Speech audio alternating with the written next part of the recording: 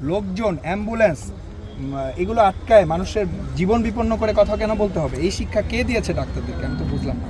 আমরা এটার সর্বোচ্চ জুডিশিয়াস প্রয়োগটাই করছি এবং এটা করতে তখন বাধ্য হব। এখনও যথেষ্ট পরিস্থিতি তৈরি হয়েছে একটা ছেলেকে গ্রেফতার করার মতো, কারণ সে তো রাষ্ট্রবিরোধী কাজ করছে আমি বলবো, কারণ রাষ্ট্রের যত রকম কার্যক্রম সে বন্ধ করে দিচ্ছে।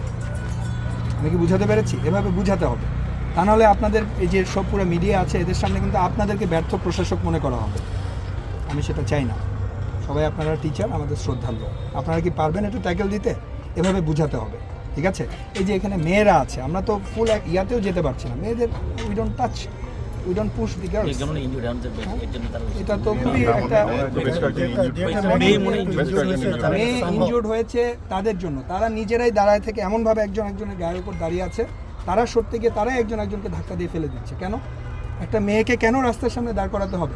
আমি আমার দাবি আদায় করতে চাইলে আমি ছেলে আসবো, মেয়েকে কেন আমি এখন রাস্তার ওখানে দাঁড় করায় দিব? সে তো ধাক্কা খেয়ে পড়ে গেলে তার দায়িত্ব কে নিবে? হ্যাঁ, ছেলে হিসেবে তো তার দায়িত্ব তার বোনকে প্রোটেক্ট করা। যাই হোক, আপনারা কি পারবেন ট্যাকেল দিতে? আপনি আগে আইডেন্টিফাই করে আমাকে বলেন যে 5টা ছেলে যারা আপনার কথা শুনছে না, আপনার কাছে কি লিস্ট আছে, চিহ্নিত ব্যক্তি আছে যারা শুনছে না? বলতে পারবো না, এটা এই জন্যই আমি আপনি বলতেছি, আপনারা যদি কোনো ইনফরমেশন পান সেটা আমাদের বিষয়, এটা তো এটার সাথে আপনাদের কাজ আপনারা করেন।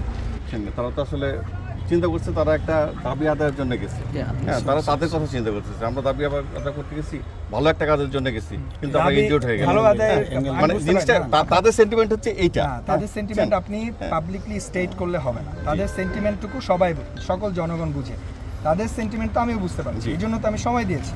গতকাল করেছে তারা, গতকাল দাঁড়িয়েছিল তারা, গতকাল দাঁড়ালো না, বুধবার দাঁড়াইছে, তখন সেনাবাহিনী এসেছিল? আসেনি, আমরা দূর থেকে দেখেছি, কারণ শান্তিপূর্ণ ছিল। দাঁড়াও, এখানে দাঁড়াও, রাস্তার দুই পাশে দাঁড়াও। মিডিয়ার সাথে আমরাও আজকেও তাই মনে করছি ওরা শান্তিপূর্ণভাবেই থাকে। মিডিয়ার সাথে কথা বলতে চাইলে মিডিয়ার সাথে কথা বলবে, এখানে সকল মিডিয়ার ভাইরা আছে, তাহলে ওরা এখানে দাঁড়ায় কথা বলতে কি সমস্যা?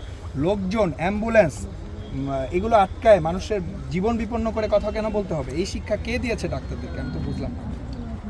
আমি কি বুঝাতে পেরেছি? মনে করে দাঁড়াইছিল, আমরা ওইটুকুই জানতাম। আমি চাই এরপর থেকে যদি ওরা এরকম রাস্তার সামনে আসতে চায়, আপনাদের প্রোটোকল অনুযায়ী যাদের বনে তারা ওদের সামনে থাকবে না। আমি দেখতে চাই তারা তাদের প্রফেসরদেরকে ক্রস করে রাস্তার উপর যাচ্ছে। এই আমার মনে হয় না এই ধরনের অধ্যত্ত, এই ধরনের বেয়াদবি করার মতো ছেলে আমাদের মেডিকেল কলেজের ছেলেরা। আচ্ছা, ইনশাআল্লাহ আমরা এই যে ক্রাইসিসটা হচ্ছিল, আমরা দেখতেছি আমরা সাথে আসবো, ঠিক আছে? আপনাদের না রাস্তার উপরে, মানে রাস্তা বন্ধ করতে দিব না আমরা।